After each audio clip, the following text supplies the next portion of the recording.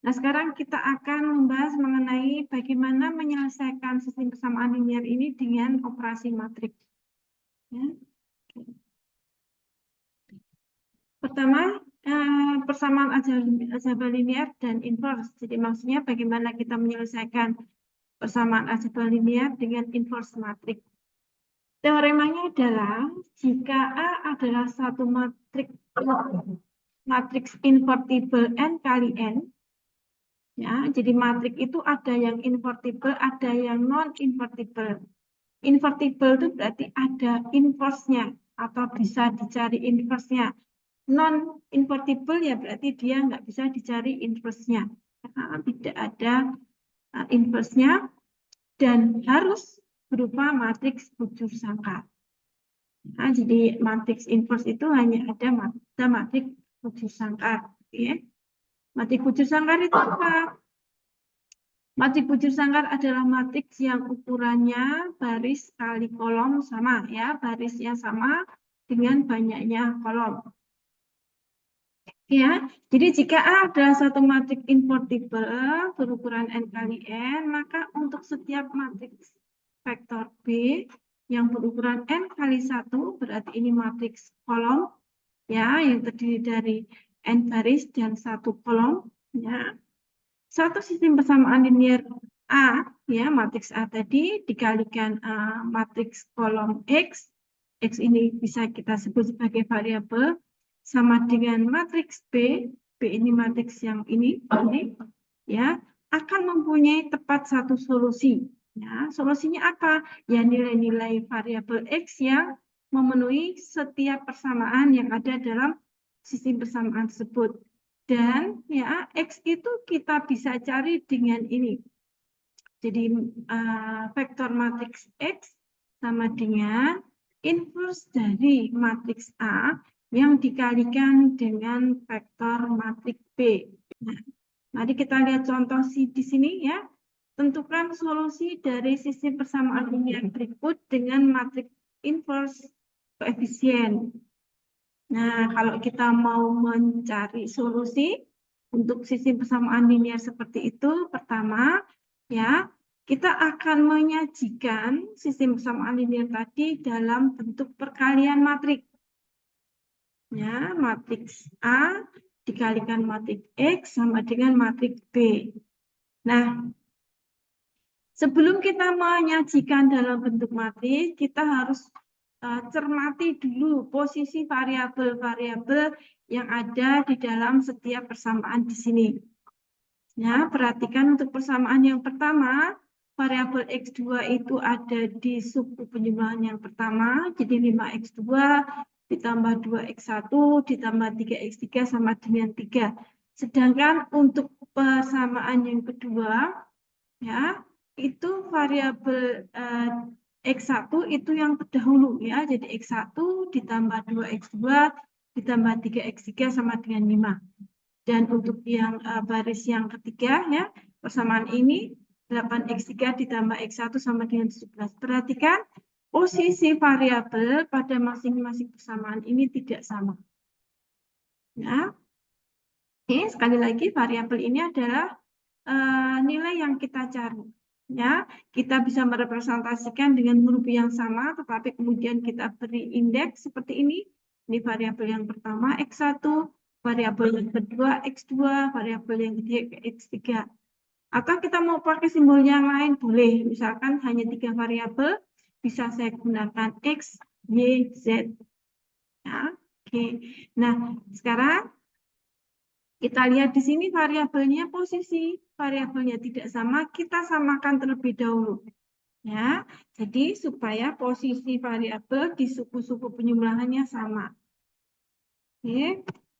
Nah, ini jadi baris yang pertama ini saya ubah X1-nya ya sebelum 5X2. Nah, ini posisinya. Sehingga posisinya adalah X1, X2 dan X3. Demikian juga untuk variabel yang kedua, ini tidak diubah karena posisinya sudah X1, X2, dan X3.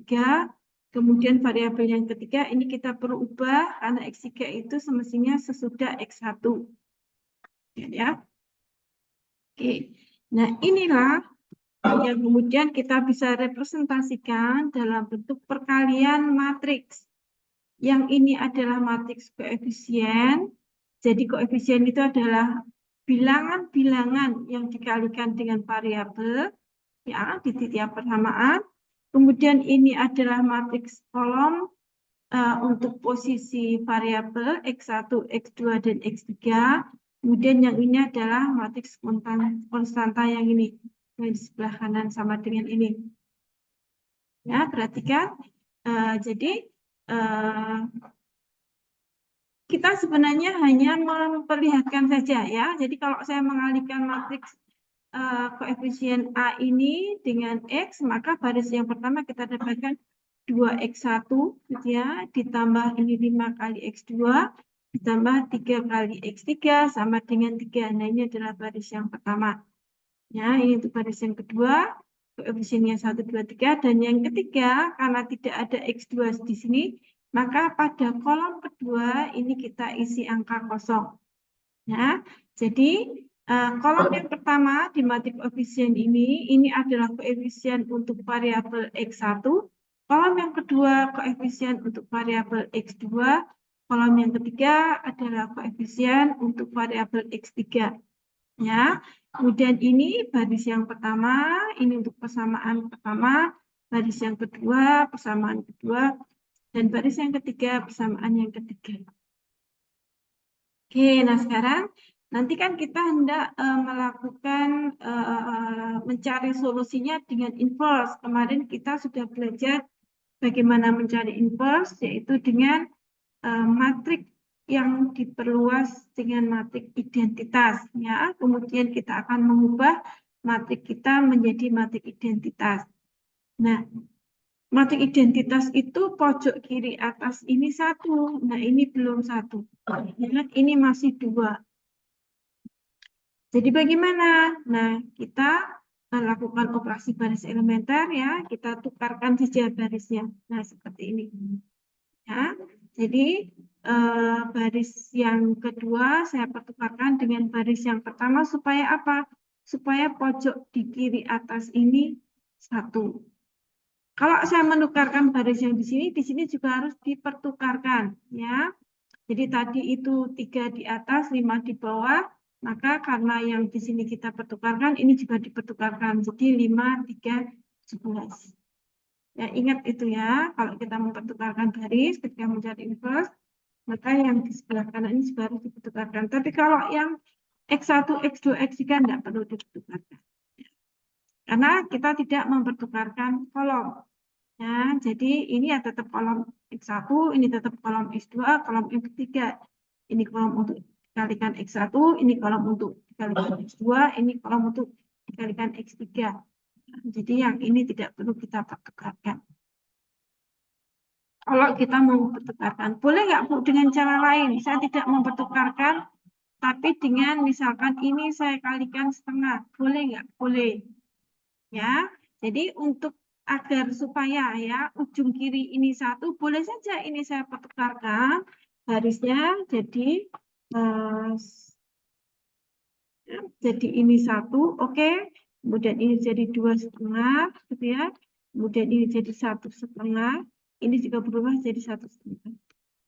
Boleh nggak seperti itu? Boleh gitu ya, tapi saya lihat kok setengah susah kayaknya ngitungnya gitu ya. Jadi saya pertukarkan saja dengan syarat yang ini juga harus dipertukarkan. Oke, jadi kita akan mencari inverse matrix ya. Mencari inverse matrix dengan matrik yang diperluas ya. Oke, tadi ini kita sudah balik ya. Karena untuk mendapatkan 1 ini ya. Kemudian kita perluas. Jadi matrik koefisien ini kita perluas dengan satu matriks lain yang namanya matriks identitas. Kita akan menentukan atau kita akan memberi tanda pada matriks ini untuk pojok kiri atas ini, angka 1 ini adalah kita sebut sebagai elemen pivot. Atau di beberapa buku mengatakan ini leading one. Ya, dari bahasa Inggris memang bukunya leading one. Nah, nanti ya baris yang pertama ini merupakan baris pivot ya. Nanti tidak berubah saat kita menggunakannya pada operasi baris elementer. Apa sih yang kita lakukan? Yang kita lakukan adalah kalau saya mempunyai angka 1 pivot di sini, maka pada kolom tersebut angka yang lain selain 1 pivot itu harus 0. Berarti 2 ini harus 0, 1 ini juga harus 0. Kita lakukan apa? Kita lakukan operasi baris elementer. Ya, sekali lagi ya, saat operasi baris elementer ini, elemen pivot dan baris pivotnya tidak berubah. Jadi saya akan membuat 2 ini menjadi 0 untuk baris yang kedua. Nah, 2 bisa menjadi 0 kalau ditambah berapa? Ditambah min 2. Min 2 didapat dari mana? Didapat dari 1 pivot yang dikalikan min 2. Nah, jadi baris yang pertama ini, ya, yang jadi baris pivot ini, saya kalikan dengan min 2. Ini didapatkan menjadi min 2. Ini jadi min 4. Ini jadi min 6. Ini jadi min 2. Min 0. Kemudian saya tambahkan dengan baris yang kedua. Ya. Oke, saya tambahkan dengan baris yang kedua, saya dapatkan 2 ditambah min 2. 0, 5 ditambah min 4. 1, 3 ditambah min 6. Min 3, 0 ditambah 2. Min 2, 1 ditambah 0 tetap, 0 ditambah 0 juga tetap. Nah, perhatikan, baris yang kedua berubah, baris yang pertama tidak berubah. Ya, oke, selanjutnya.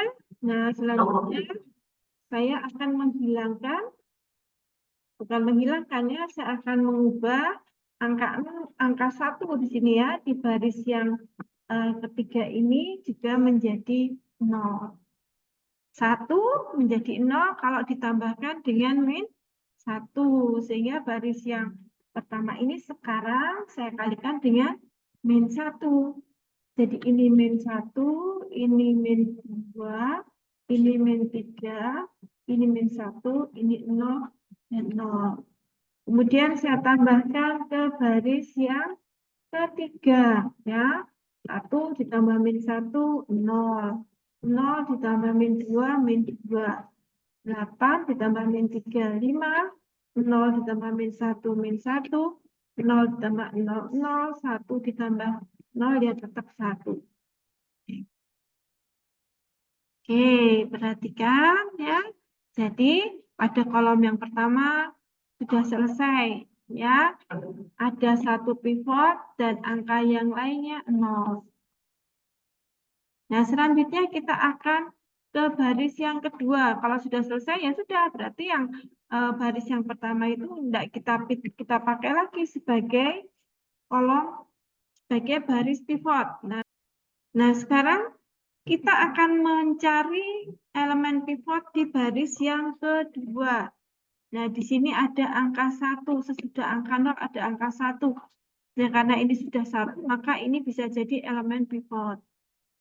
Ya, elemen pivot berikutnya. Nah, dia jadi elemen pivot yang berarti apa? Berarti juga barisnya juga menjadi baris pivot. Nah, sekarang gantian yang baris pivotnya yang ini. Elemen pivotnya yang ini. Gitu ya. Oke, terus kita akan lakukan operasi baris elementer dengan baris pivotnya tidak berubah. Ya, oke.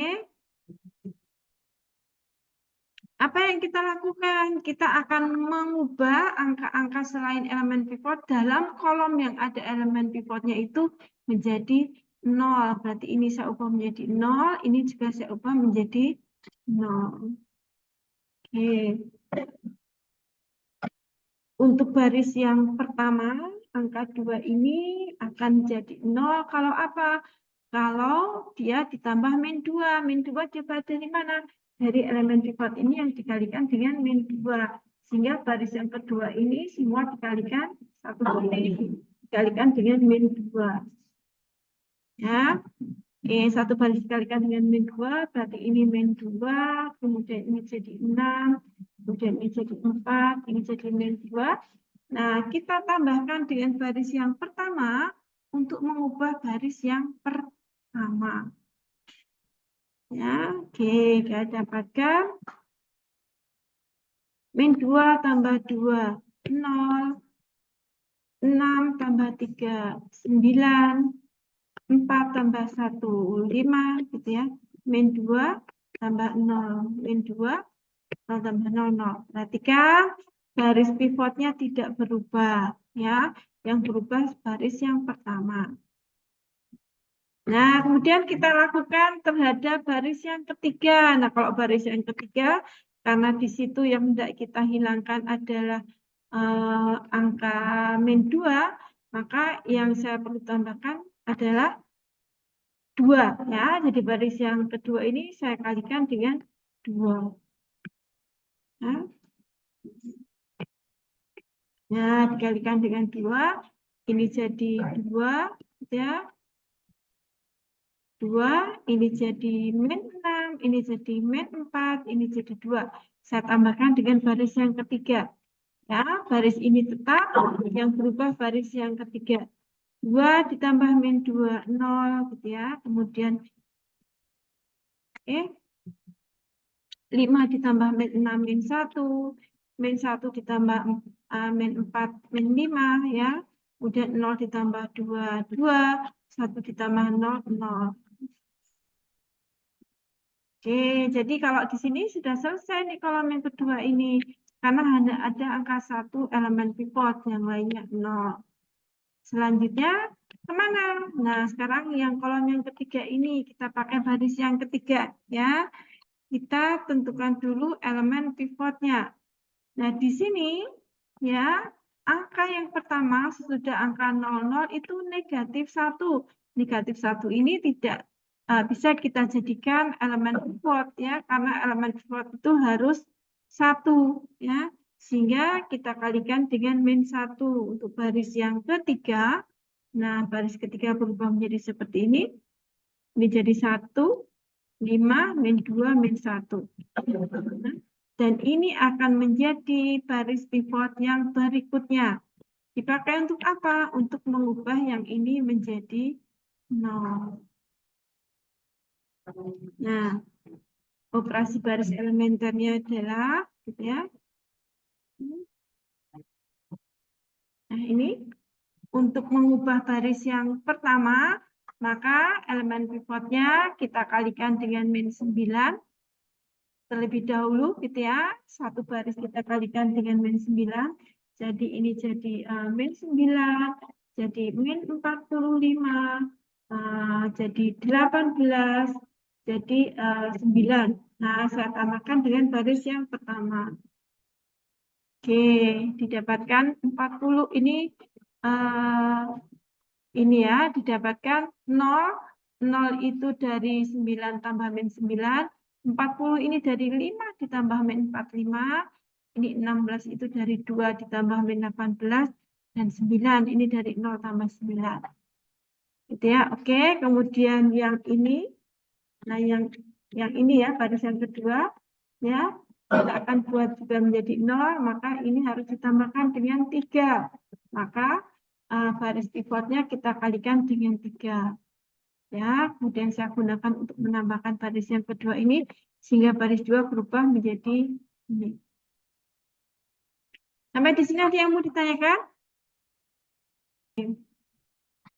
Nah, kalau saya sudah mengubah bentuk matrik yang diperluas tadi, yang sebelah kiri ini bentuknya adalah matrik identitas, maka perubahan matrik identitas menjadi matrik yang lain inilah, ya, yang merupakan inverse dari matrik yang tadi di sebelah kiri ini.